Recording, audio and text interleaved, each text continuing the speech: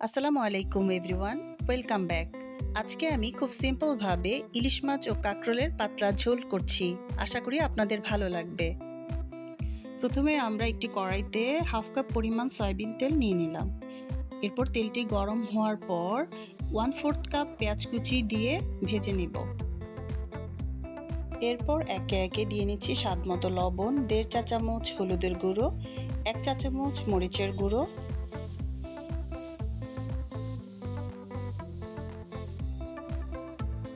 এই পর্যায়ে দিয়ে দিচ্ছি 1 চা চামচ রসুন বাটা। এবার ঢাকনা দিয়ে কিছুক্ষণ অপেক্ষা করি। 2-3 মিনিট পর ঢাকনা উঠিয়ে মাছগুলো দিয়ে দিই।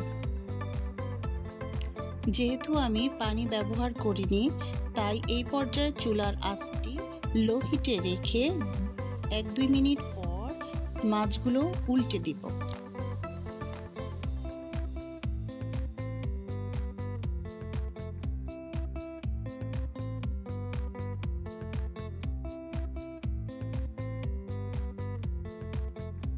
এই পর্যায়ে দিয়ে দিব হাফ কাপ পানি।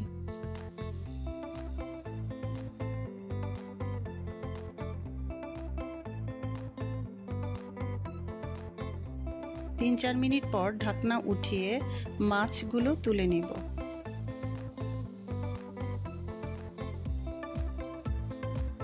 এখন মাঝারি সাইজের একটি আলু কেটে দিয়ে দিলাম।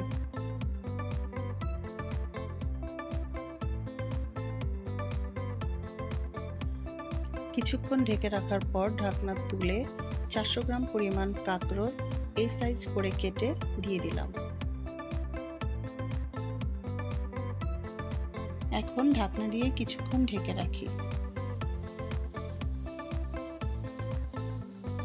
এই পর্যায়ে 2 কাপ পানি দিয়ে নেব।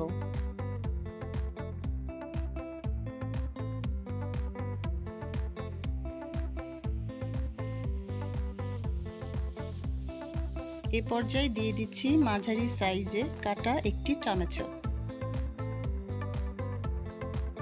এরপর সবগুলো মাছ দিয়ে 6-7 মিনিট ঢেকে রাখব। ঝোল কমে আসা পর্যন্ত অপেক্ষা করুন। তৈরি হয়ে গেল সহজ এই রেসিপিটি। এবার গরম গরম পরিবেশন করুন।